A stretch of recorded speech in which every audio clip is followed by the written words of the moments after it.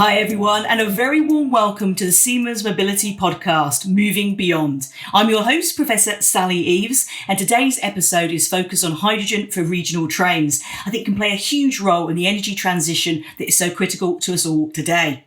To explore this topic in more detail, I'm delighted to be joined by Jochen Steinbauer, who is Platform Director, H2 Technologies for Regional Trains at Siemens Mobility. Welcome to the show. Thank you, Sally.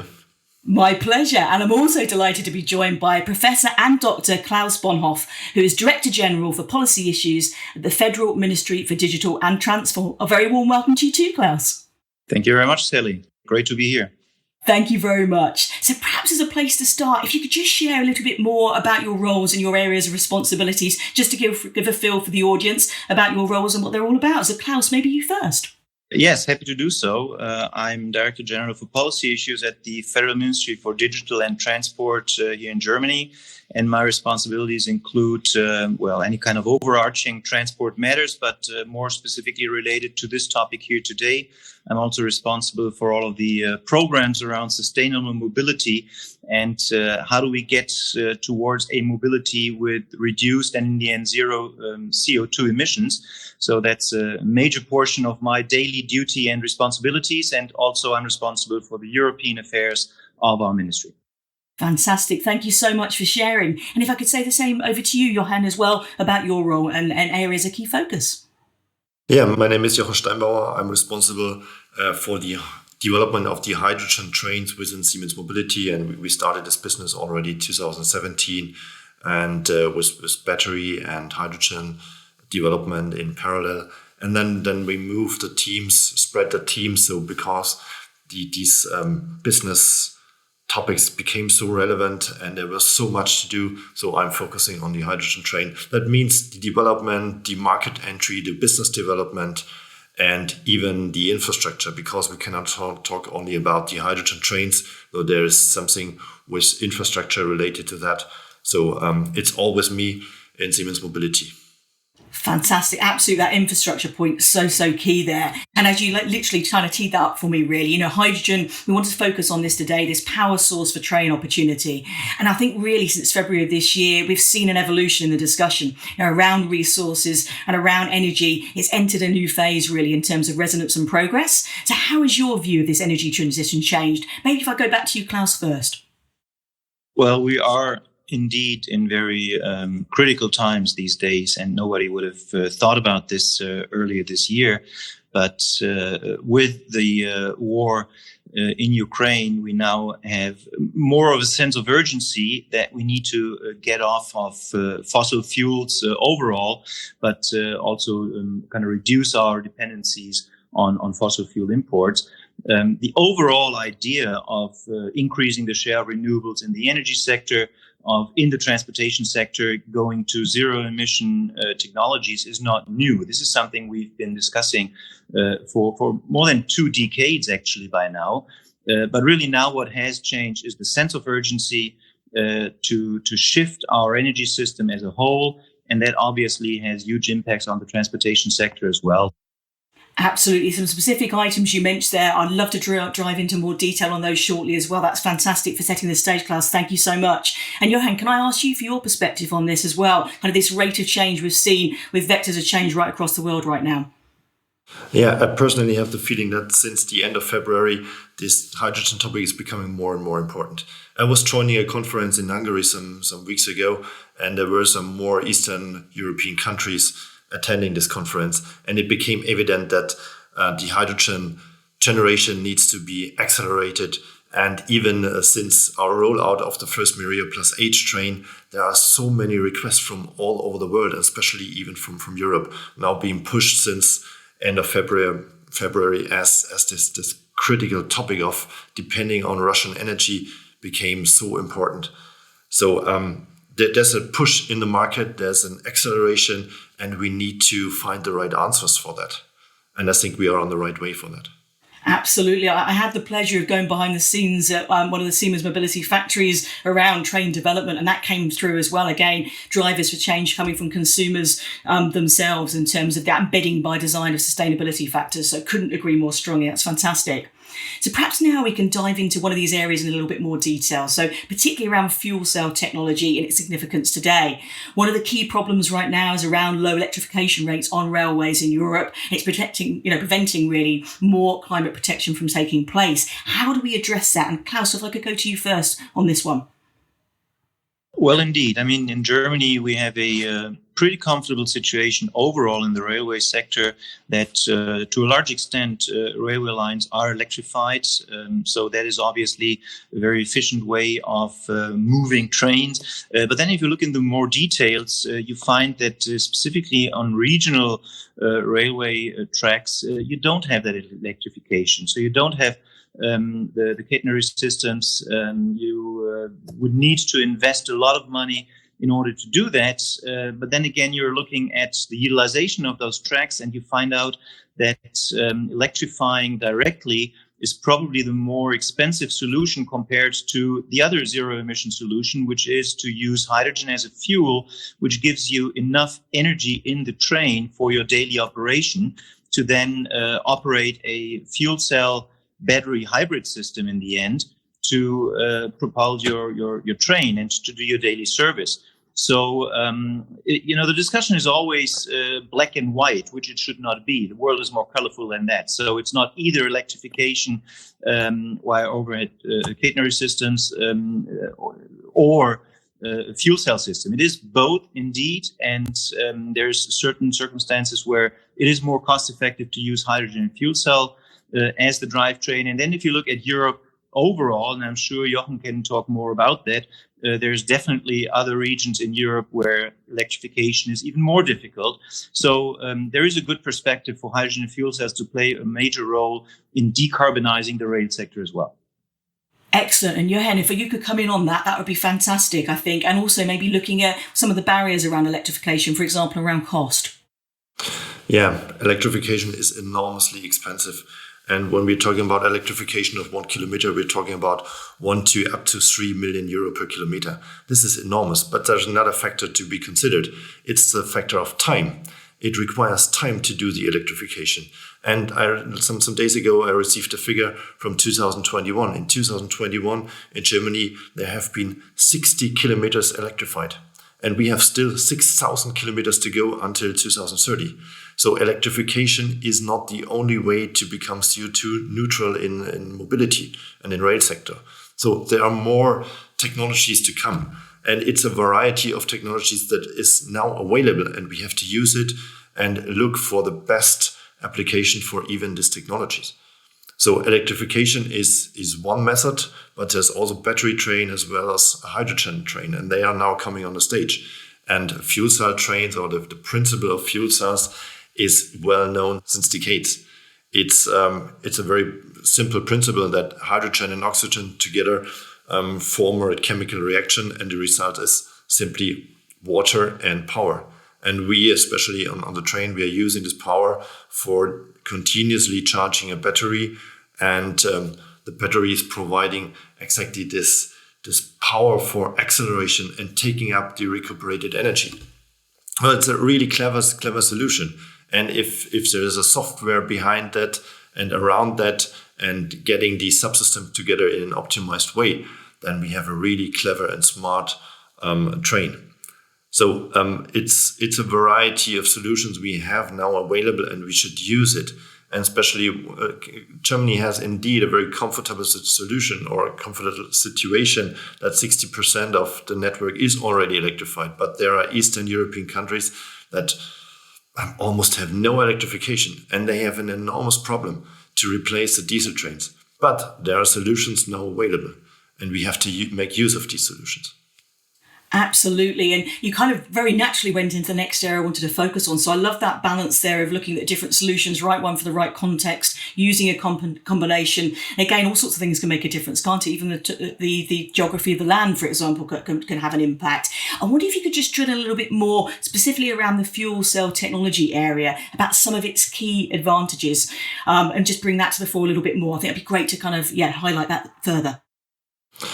Yeah, the fuel cell trains and the fuel cell technologies, they have the opportunity that is a very, very flexible solution. Look, the fuel cell trains, they're running up to 1,000 kilometers. So, and for the battery train, they have to be dimensioned for a dedicated line. So we need to exactly know where the charging stations are and how the operation looks like. And the hydrogen trains are much more flexible. That's the major point. And the other point is, look, when we compare the hydrogen train with diesel trains, and especially you look to your diesel car or your diesel engine, you have to go to service one time a year.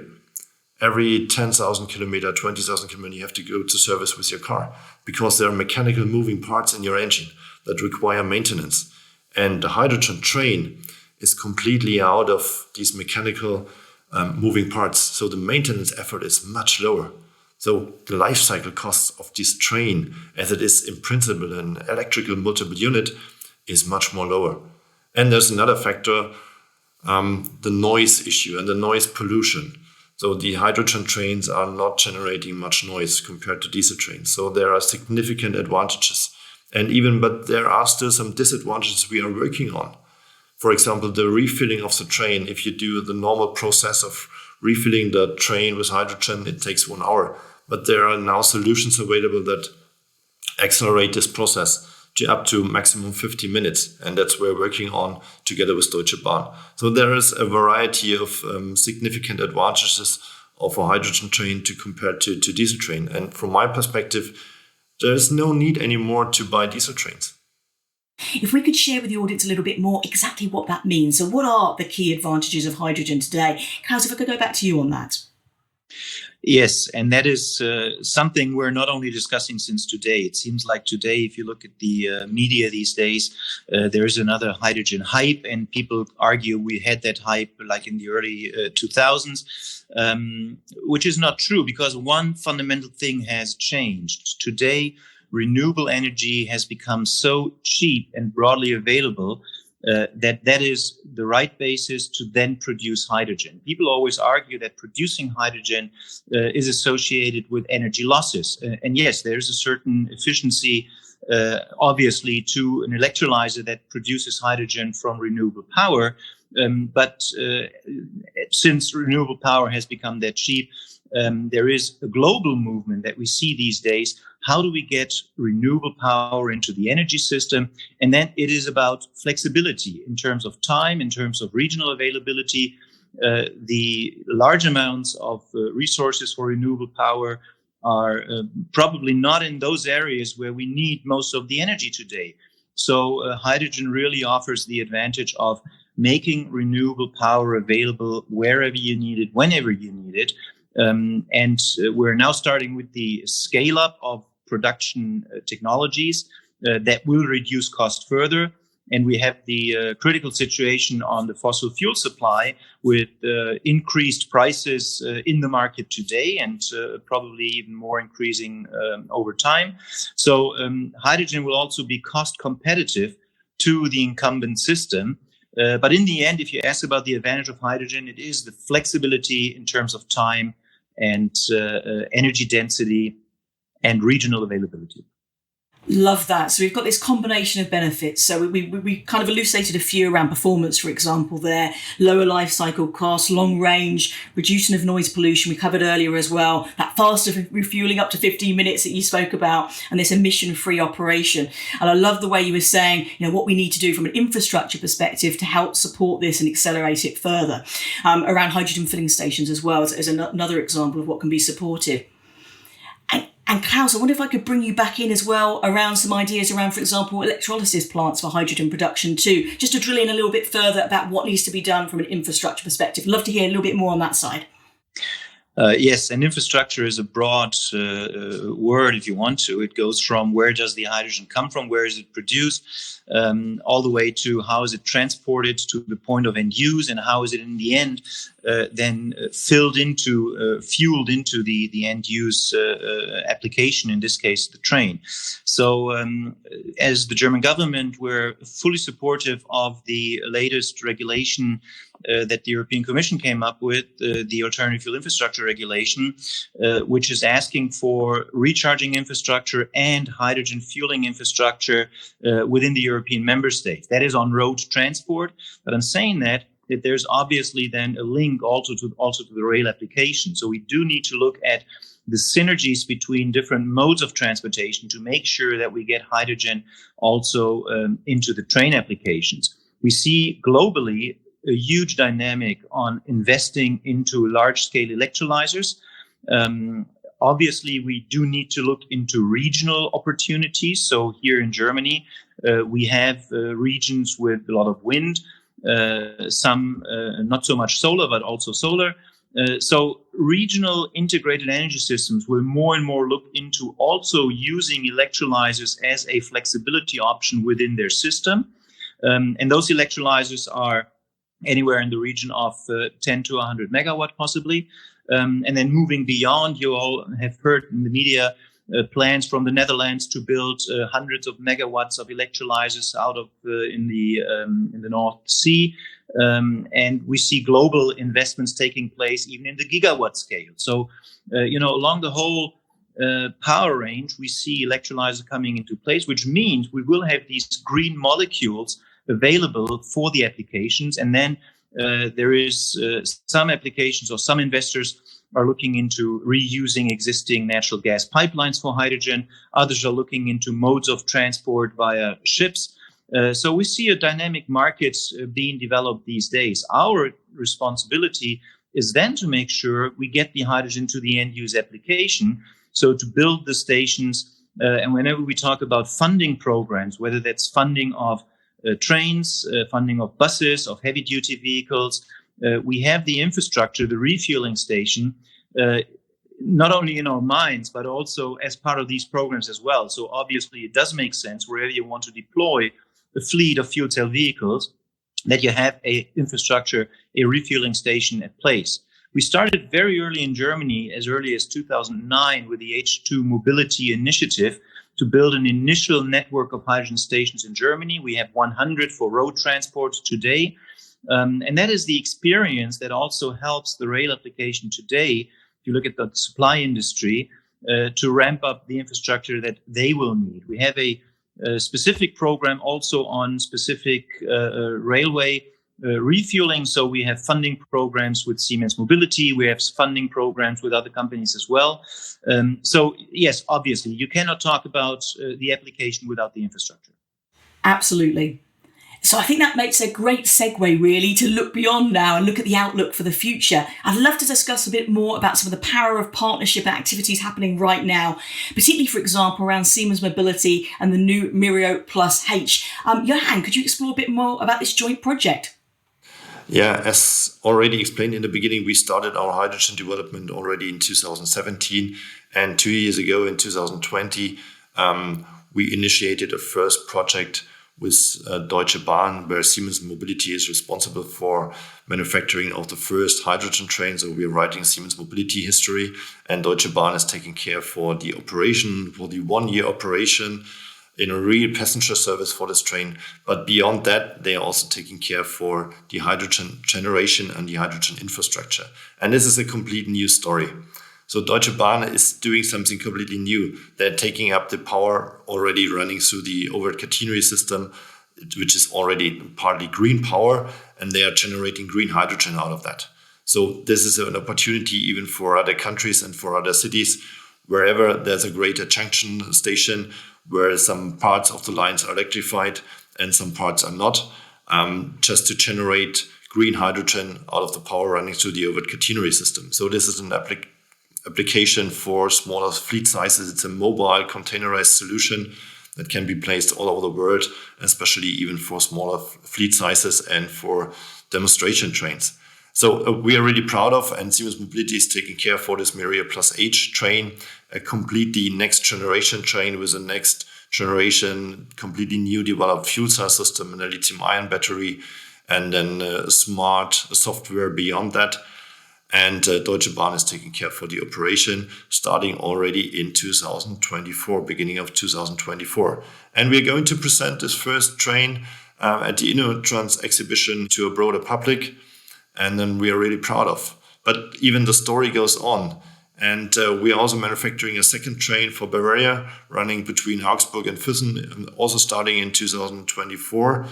And Siemens Mobility got awarded for the first project in the Berlin-Brandenburg area with 7 trains. So this is a really success story. We started 2017 and there's much more to come. Love that, absolutely. And again, another stat that sprung to mind when I was reading about this as well is just on this trial operation alone, the replacement of diesel, the rail car there, for example, saving around 330 tonnes of CO2. So great, tangible benefits coming forward, and that power of cooperation really in many ways. I think that's fantastic to see. And on that note as well, another collaboration. I'd love to hear more as well, Jochen, about the collaboration with Ballard Power as well. Another great example, this time around the fuel cell. Yeah, absolutely right. The fuel cell is the heart of the train.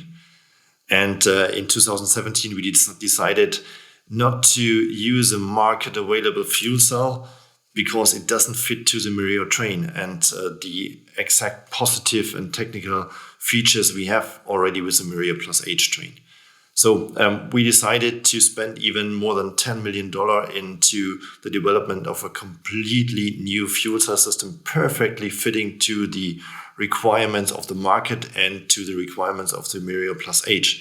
And I'm really happy that even the German government and the funding landscape supported this project as well for developing the complete traction system of the Mireo Plus H. And so we thought about who could be the right partner for the development of a completely new or next generation of fuel cell system with totally new technical features. So we were targeting a higher lifetime or higher life expectancy of the fuel cell, a better efficiency rate of the fuel cell.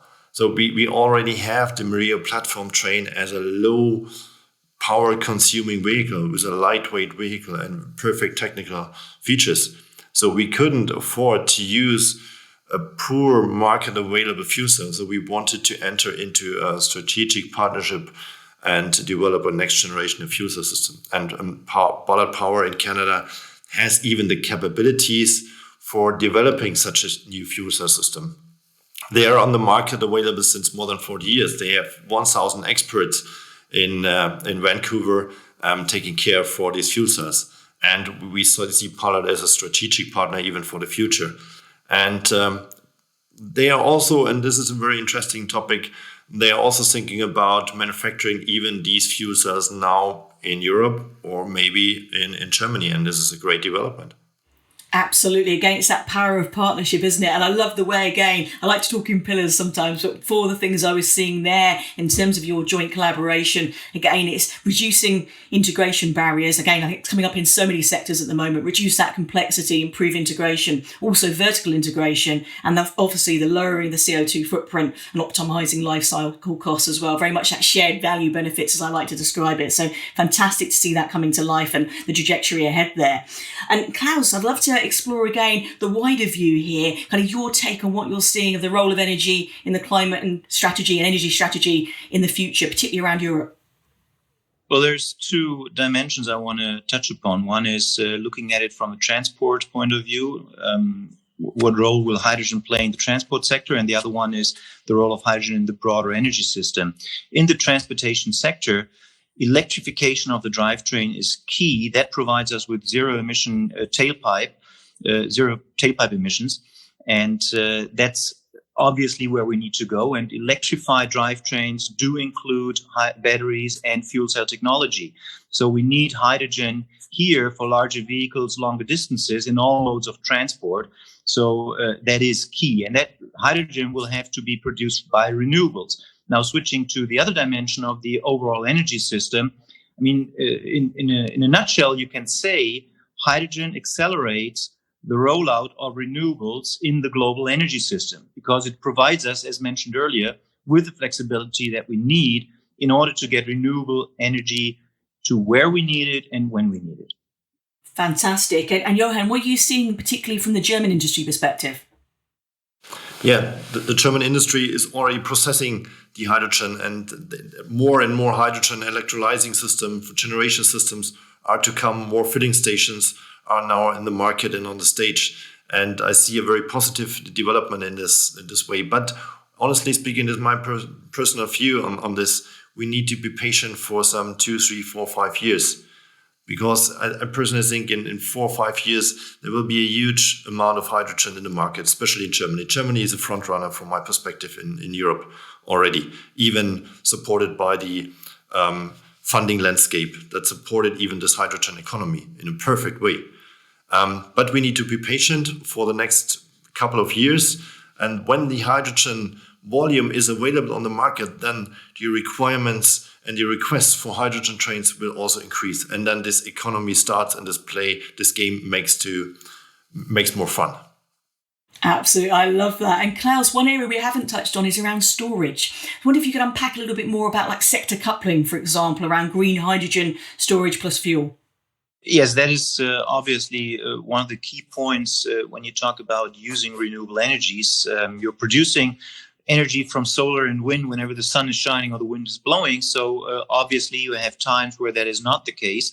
So especially moving energy on a seasonal basis from summertime to wintertime, it does make not only sense, but it's absolutely necessary that you have a high energy density carrier, and that is hydrogen. So hydrogen has to play that role to make sure that you can store renewable energy that originally are electrons, if you want to, so it's power, but then you transform it into molecules, and that provides you with flexibility. And all of these aspects really did flow into our national hydrogen strategy that we came up with in 2020.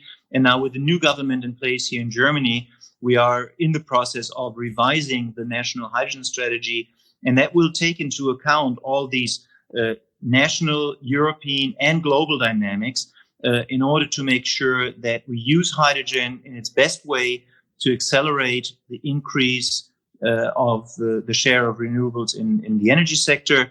And speaking about the transportation sector, for us, it's absolutely necessary that we then can also use this stored energy, if you want to, stored renewable energy in our various transportation applications.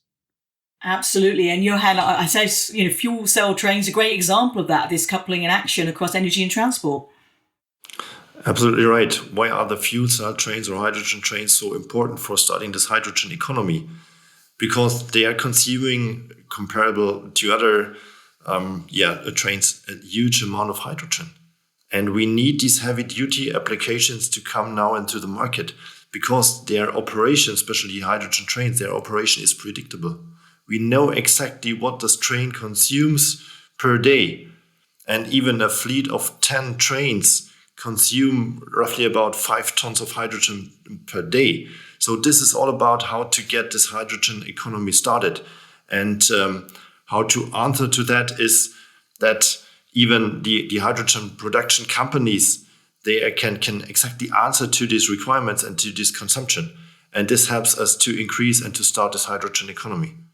Superb. And kind of going beyond that as well, one thing I like to do is try and give some kind of fast facts, really, to look at the impact and bring that into focus for our audience. So I wonder if we can do that now, Jochen, around hydrogen in terms of some statistics that bring to life the impact of the hydrogen industry from a jobs perspective, from a turnover perspective, and just from industry development as well. I'd love to hear from you on that and just bring the colour to that area. I provide you a simple example. When we started in 2017, we started with 2 people. So I was thinking about, how can we spell the word hydrogen? How can we understand the definition of hydrogen in Wikipedia? So we made up our mind, and now 5 years later, we are just manufacturing this train, and more than 200 people and colleagues are working on this hydrogen business. And this is really amazing. So we are generating a complete new sector, even for Siemens Mobility. And as said before, a train is consuming, or a fleet of 10 trains is consuming 5 tons of hydrogen per day. So this even helps. And these are just the figures. This helps to increase this hydrogen economy. So it's about creating new jobs. It's about creating new business models. Even think about leasing models, pay-per-use models, pay-per-energy models. So there's a completely new business starting now and being generated. And personally, I'm also seeing that the hydrogen price will decrease in the next years. Now we see just a price of 10 euro per kilogram, or it's 11 euro per kilogram at the moment at the filling station. This will enormously decrease in the next years. And this will help all of us and starting this hydrogen economy. Absolutely, that's such a good point there. I think that reduced price of entry, so to speak, coming down the line, I think is so important. I love that perspective around jobs, making it really personal for what you've seen at Siemens Mobility. And again, a forecast I read recently, kind of implying that by 2050 we're on the way to 5.4 million jobs in the hydrogen industry. So significant benefits. If you were wrapping around how you would describe the benefits of hydrogen power fuel cell trains in a couple of sentences, how would you bring that to bear, just to kind of wrap up your key thoughts on that area before we go to a couple of final thoughts? I personally think hydrogen-powered fuel cell trains can make a significant contribution to reducing CO2 emissions in transport. And they are even an ideal solution to replace existing diesel trains. And we need this, especially in the EU. And we have to start with this investment right now. And it's an investment into the future. And I'm really glad and really proud that, especially in Germany, we have a perfect landscape providing the industry the according environment to do these developments right now. So it's the right time, and hydrogen trains have a perfect future. Wonderful, fantastic. And Klaus, if I could go over to you as well, if you had a final thought to share. Well, I think it is worthwhile mentioning that indeed we are at a point with hydrogen and fuel cell technologies to really go into the markets. And I do see a role for all of us to kind of get that message across that the technology is at a maturity status where that can happen. I'm just reflecting on the European discussions we've had around the alternative fuels infrastructure regulation that I mentioned earlier. And the impression that some people, or even a lot of people today, still have that with hydrogen fuel cells, we're still deep into research and development. And that is just not the case. So it is vital that we get applications into the market. Without hydrogen, we will not achieve our CO2 reduction target in the transportation sector. And we need to think this beyond our national borders, really as a European dimension. Also to stay competitive. I mean, we've talked a lot about climate and energy and renewables, but it is also about the industrial aspect and the question of how do we maintain jobs in Germany and Europe in this field, looking at the huge investments that are being made into hydrogen fuel cell technologies in China and elsewhere. So there is that industrial politic aspect as well to be mentioned. That's superb. Thank you. I love the way that you brought the shared value benefits of this to the fore as well. Doing well for sustainability, ESG more broadly, but also the competitive nature of that. Again, I agree, be one of the biggest differentiators, organisations that are doing this in the right way. So I love the way you brought that to the fore, Klaus. Thank you. So I'm going to go now to a final question. I like to do this, a little bit of a fun one, looking ahead, kind of helping people kind of visualise where we might be in a few years' time. So Klaus, if I could go back to you first. If I was going to ask you, when I could travel from Berlin to the Spree world with a regular hydrogen train, when do you think that will be a possibility? Well, for those of you who don't know what the Spreewald is, that is a very nice recreational area just southeast of Berlin. So in the Berlin-Brandenburg area, and Jochen mentioned that earlier, we will see the first trains, I do hope, as early as 2024. So obviously, I'm hoping for that. I'm making my plans in order to get on board. Fantastic. I love that. And then finally, back to you, Johan, if I may. When do you think you'll be selling more hydrogen than diesel powered units of the Miro Plus?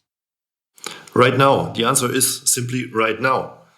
Because there, as I said before, there is no need for further diesel trains. Technologies are available, alternative technologies are available, battery powered trains, hydrogen powered trains, and there's absolutely no need to go for diesel trains anymore. And that's amazing. I love that. That's fantastic. What a way to end it. Thank you, Klaus. Thank you, Johan, for joining us today. It's been another amazing episode. We've really brought to the fore, I think, the value of hydrogen for regional chains, the power of partnership, the benefits of fuel cell technology and collaboration to making this reality, supported by governance, supported by good funding. And thank you all for joining us on this episode of the Siemens Mobility Podcast. Thank you all.